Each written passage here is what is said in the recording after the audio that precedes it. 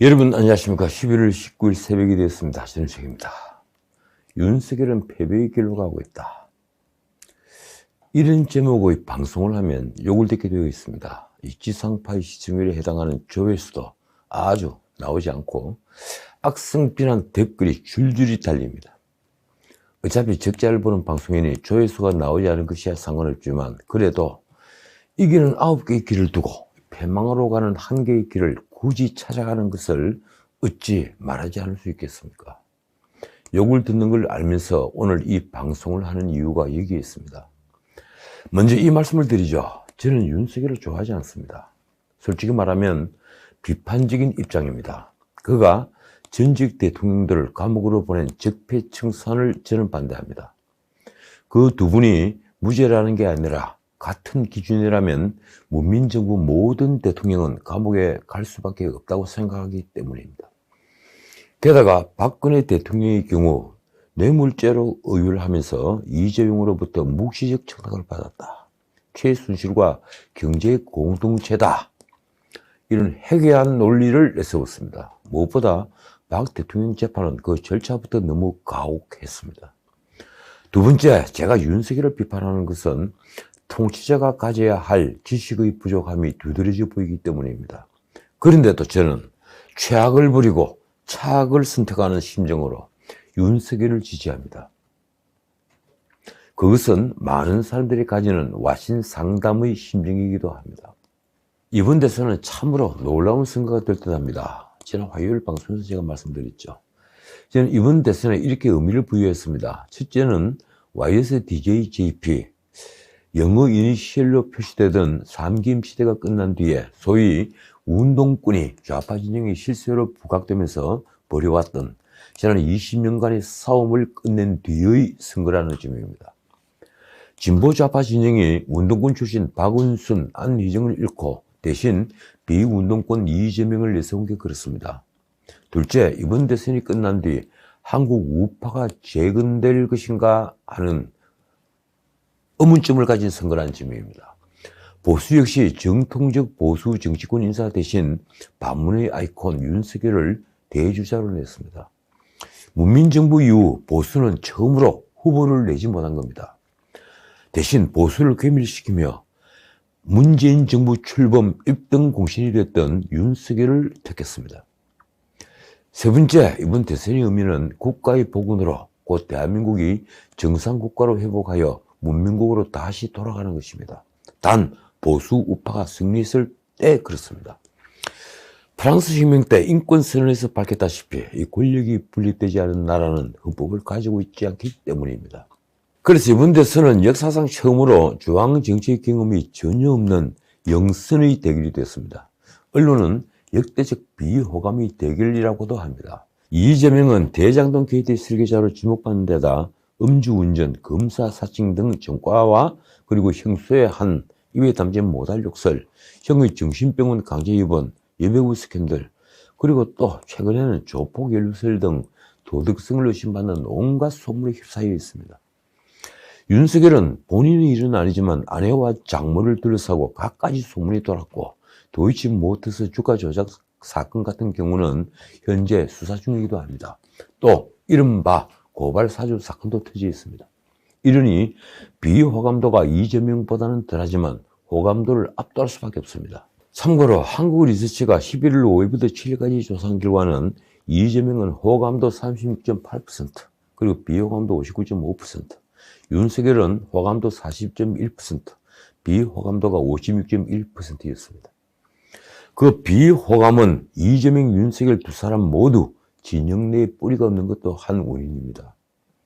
그러니 선거 캠프도 후보와 혼연일체가 되지 못합니다. 어제 도하신문은 여권의 책사라는 양정철이 국회 간담회에서 한 말을 일제히 보도했습니다. 모두 병들었는데 아무도 아프지 않다.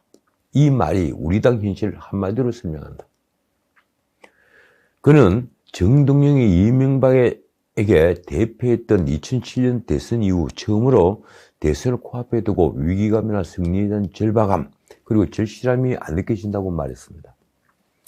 그는 이재명 혼자만 고군분투하는 모양새가 됐다며 후보만 죽으라 뛰고 있다고도 말했습니다. 결국 이재명이 아직은 민주당 의원들의 마음에서 우러나는 전폭적인 성문을 받지 못하고 있는 것입니다. 그러면 윤석열은 어떨까요?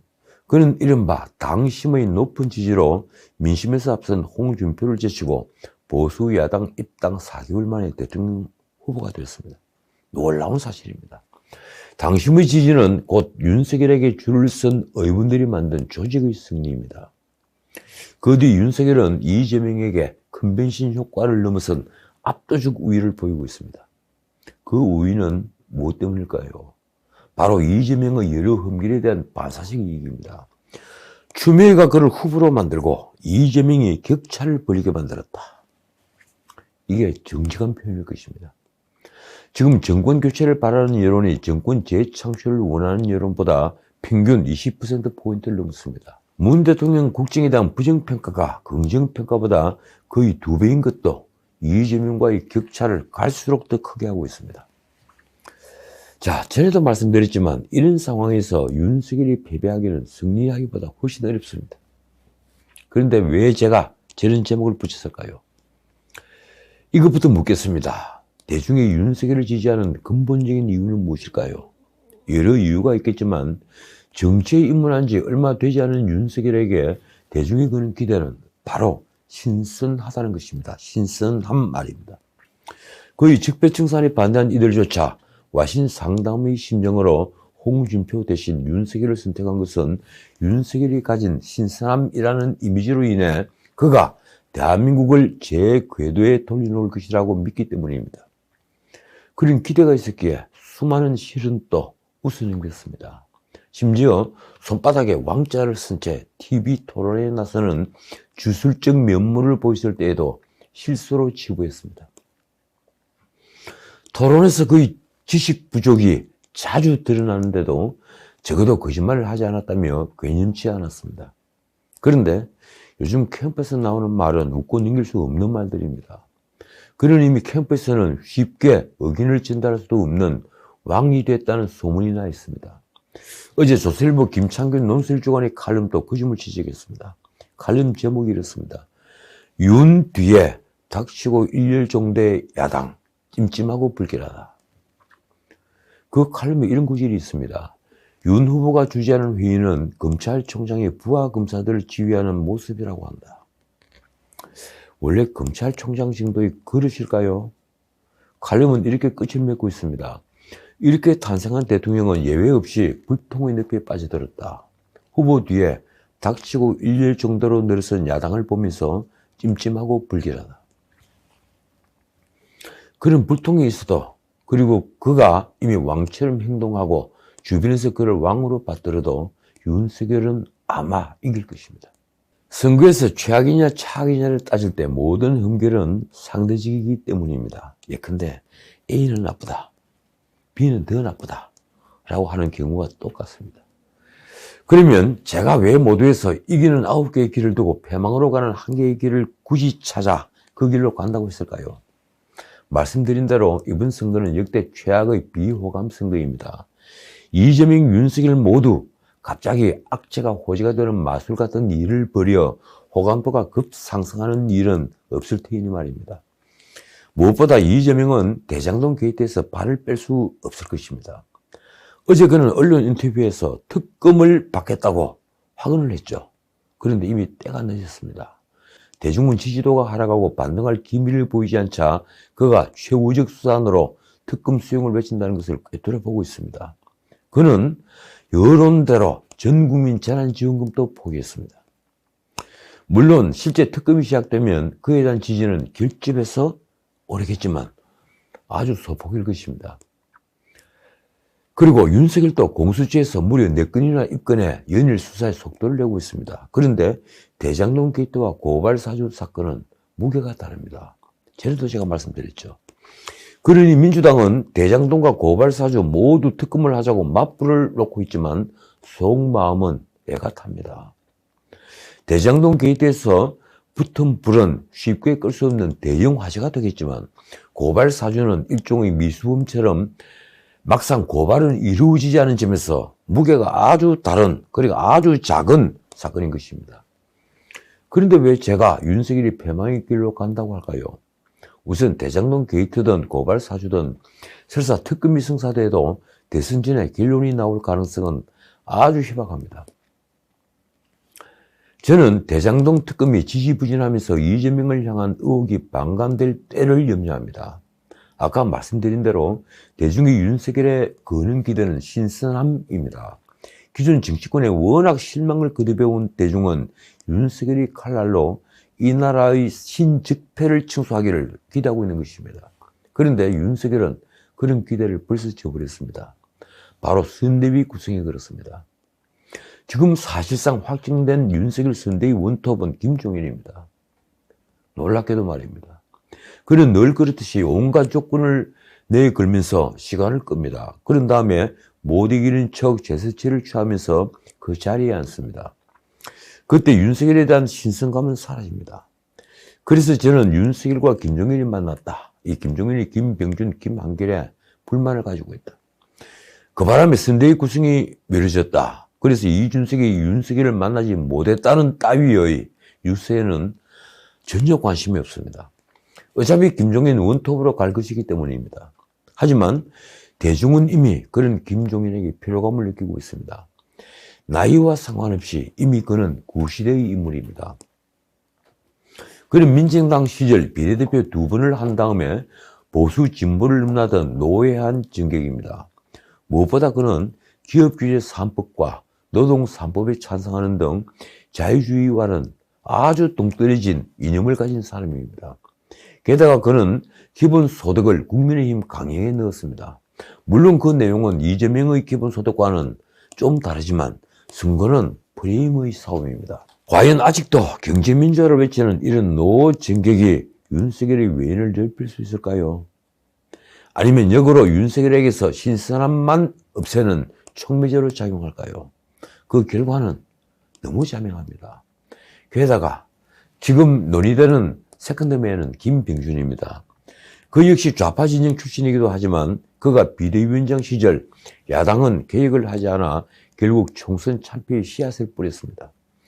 제가 정권을 가지고 있던 조광면을 하다가 쫓겨났으니 제가 너무 잘 알죠. 또 한 명 거론되는 분은 김한길입니다. 정치권에서 그의 역량, 가령 대중과 함께 호흡하는 정치인으로서의 능력에 대해서는 이미 결론이 난 분입니다. 게다가 그 역시 진보좌파 정권 출신입니다. 이 윤석열은 정말 왜 이러는 걸까요? 이준석마저 반문 집합소처럼 돼버리면 2020년 총선이 재판이 될 수도 있다고 했을 정도입니다.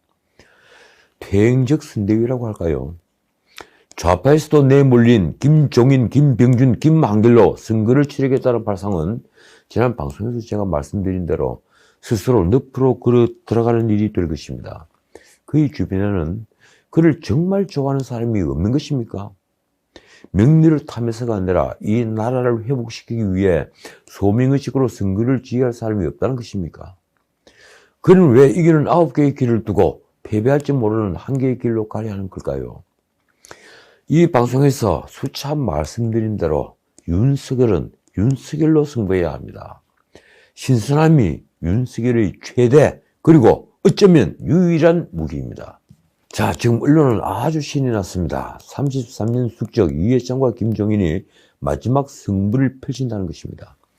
윤석열이 김종인에게 총괄선거대책위원장을 요청하자 지금 민주당은 선대위 상임고문을 맡아 뒷방 늙은이가 되어 있는 이해찬의 등판을 고려하고 있다는 뉴스입니다.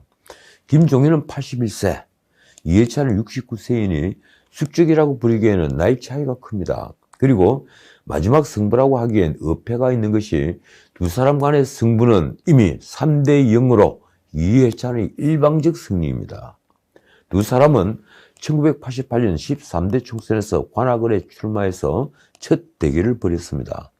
민정당에서 비례대표를 2번 한 김종인이 지역구에 출마를 한 것인데 그 선거에서 36세 정치신인 이해찬에게 패배했습니다. 이해찬은 이때부터 20대 국회까지 7선을 내리했습니다. 김종인은 당을 바꿔가며 이후 비례대표를 3번 더 했습니다. 두 사람이 다시 만난 건 2016년 문재인이 대표를 하던 더불어민주당입니다. 김종인은 선대위원장으로 총선 공천 정권을 받았죠. 그 다음 이해찬을 공천에서 배제했습니다. 놀라운 사건이었습니다. 이해찬은 무소속으로 세종시에 출마해서 당선하고 두 번째 김종인에게 승리했습니다. 김종인은 나중에 탈당을 했고 이해찬은 복당을 해서 당대표가 되었습니다. 선거구는 다르지만 김병준 역시 그때 세종에 출마해서 낙선했죠. 어쨌든 이해찬, 김종인 두 사람이 세 번째 대결을 한 것은 지난 총선입니다. 김종인은 자유한국당의 총괄 선대위원장 원톱으로 선거를 지휘하면서 이해찬이 당대표였던 민주당과 맞붙었습니다. 그 결과는 여러분들이 잘 아시는 바와 같이 보수 정당의 전무후무한 대표입니다. 거의 괴멸 수준으로 갔죠. 이해찬은 황산벌 전투 같은 최후의 결전에서 이미 김종인을 참패시켰던 것입니다. 그런데 놀랍게도 김종인은 살아남았습니다. 자유한국당 올드보이들이 누이 좋고 매부 좋은 선택을 한 덕에 총선 참패의 책임자인 그는 놀랍게도 비대위원장 자리에 올랐습니다. 그러니 언론이 표현한 숙적의 대결은 과장된 것입니다. 민주당에서 이해찬을 내세우라는 것은 김종인의 전략을 꿰뚫고 전세를 역전시킬 수 있는 사람으로는 그만한 사람이 없기 때문입니다. 언론은 이미 상황의 대결이라고 쓰고 있습니다. 과연 이재명은 어떤 선택을 할까요? 저는 이해찬이 등판하면 이 선거의 향방은 한치 앞을 볼 수 없는 안개 속으로 들어간다고 확신합니다. 아까 말씀드린 대로 이재명이 어제 대장동 특검을 수용하겠다는 뜻을 밝혔습니다. 그가 유서원과의 인터뷰에서 곧 검찰의 중간 수사 결과가 나올 텐데 특검을 할 수밖에 없는 상황이 아니겠냐며 이렇게 말했습니다. 제대로 수사하지 않으면 제 문제를 포함해 자꾸 의심하니 깨끗하게 트는 차원에서라도 특검을 요구할 생각이다. 그는 그 뒤에 특검을 강력히 요구할 수밖에 없다고 생각하고 있다고 못을 박았습니다. 그러니까 10일 관훈 토론에서 검찰 수사를 지켜보되 미진한 점이 있다면 특검이 필요하다고 한 말보다 진일보한 것입니다. 이재명은 그동안 특검을 반대했던 게 여론에서 밀린 이유라고 생각한 것인지 이런 변명도 덧붙였습니다. 검찰이 진실을 규명해 저희 무고함을 밝혀주겠지 했더니 해야 할 수사를 하지 않고 저에 대해 이상한 쓸데없는 정보를 언론에 흘려 공격하고 있다. 그는 자신은 단 한 푼의 부정도 없다며 배임으로 구속된 유동규와 관련해서는 이런 말로 빠져나갔습니다. 제가 인사관리를 완벽히 못해 업무 수행 과정에서 일부 직원이 오염돼 문제를 일으킨 점에 대해서는 책임지고 마땅히 사과드리겠다. 책임지고 마땅히 사과드린다. 지금 언론이 바로 그 책임을 묻는 것은 유동규의 범죄가 가능하도록 설계한 책임, 곧 배임입니다. 자, 관련해서 몇 가지 뉴스가 있습니다. 이 검찰이 17일 곽상도의 집과 하나은행 본점을 압수수색했습니다. 이른바 50억 클럽으로 불리는 거물급 인사들이 로비 의혹 수사를 본격화한 것입니다. 곽상도는 화천대유가 대장동 개발을 위해 참여한 하나은행 컨소시엄이 무산될 위기를 막아주고 아들의 퇴직금 명목으로 뇌물 50억 원을 수수한 혐의를 받습니다. 검찰이 이런 판단에는 정의하게 했다는 곽상도가 화천대유의 컨소시엄 구성에 도움을 준 것으로 안다는 취지의 진술이 결정적으로 작용했다고 합니다. 결국 곽상도가 김정태 하나금융지주 회장에게 영향력을 행사해 하나은행이 컨소시엄에 참여하도록 했다는 것입니다. 그런데 곽상도를 알선수재로 친다고 해서 이 야당이 타격을 입을까요? 곽상도는 이미 의원직까지 잃은 사람입니다. 배임 수사를 유동규에서 멈춘 검찰이 이른바 50억 클럽 수사, 즉 정관계 로비 수사를 시작한 건데 도대체 재판 거래는 언제 수사하는 겁니까? 한편 이 대장동 개발 특혜 의혹을 수사 중인 경찰은 유동규가 압수수색 때 창밖으로 던진 휴대폰 디지털 포렌식을 마쳤습니다. 경찰은 휴대폰 통화 기록과 문자 메시지 수신 발신 내용뿐 아니라 텔레그램도 여러 내용을 확인했습니다. 그렇다면 유동규가 그날 통화한 또 한 사람은 누구일까요? 경찰이 대답은 이렇습니다. 포렌식이 끝났지만 수사한 내용을 확인해 줄 수 없다. 자, 오늘은 여기까지입니다. 이 윤석열과 이재명의 지지율 격차가 4자 대결에서 1%포인트 차이로 좁혀졌다는 여론조사 결과가 어제 나왔습니다. 엠브레인 퍼블릭, 한국 리서치 등 4개사가 15일부터 17일까지 실시한 조사입니다. 윤석열 36%, 그리고 이재명 35%입니다. 직전 조사의 7%포인트 차이가 이제 1%포인트로 좁혀졌습니다. 차기 대선에서 정권 심판론은 47%, 그리고 국정 안정론은 41%였습니다. 지난 조사 때 13%포인트 격차가 6%포인트로 줄었습니다. 정당 지지도는 국민의힘이 전주보다 3%포인트가 하락한 36%, 그리고 민주당은 2%포인트가 상승한 33%입니다. 다른 여론조사도 하나 보겠습니다. RN세치가 역시 15일부터 17일까지 한 조사입니다. 5자 가상 대결 결과는 윤석열 47.1%, 이재명이 33.3%입니다. 당선 가능성은 윤석열이 52.5%, 그리고 이재명 37.6%였습니다. 정당 지지율은 민주당이 27.2%, 그리고 국민의힘이 39.1%였습니다. 그러니까 두 여론조사는 아주 상반된 결과를 보여줬습니다. 모두 윤석열이 이기고 있지만 말입니다. 어쨌든 여론조사는 여론조사일 뿐입니다. 하나 확실한 것은 한두 여론조사가 선거를 왜곡시킬 수는 없다는 것입니다. 그런데 우리는 지금까지 그런 일을 종종 봐왔습니다. 지금까지 전책이었습니다.